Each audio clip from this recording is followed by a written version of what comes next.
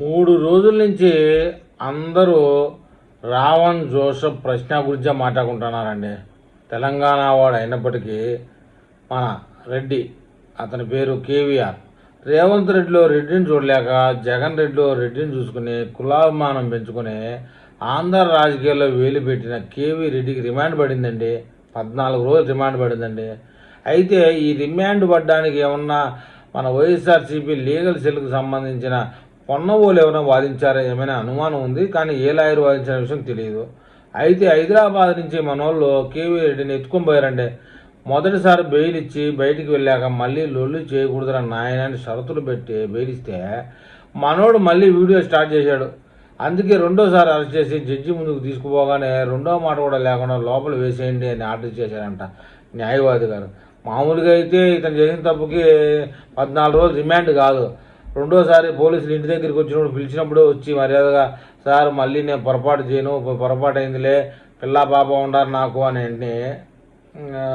అడిగితే పోయేది.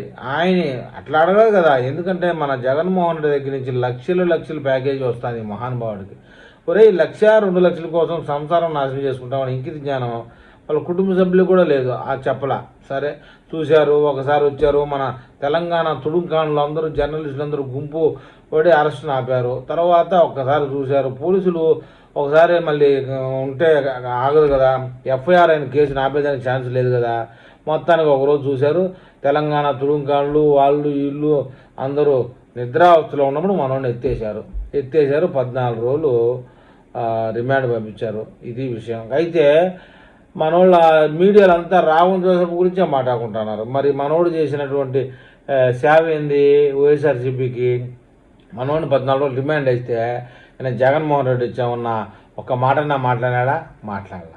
వాడిని వైఎస్ఆర్సీపీలో ఎవరన్నా ప్రముఖ నాయకుడన్నా మాట్లాడి వచ్చిందా? వాడులే.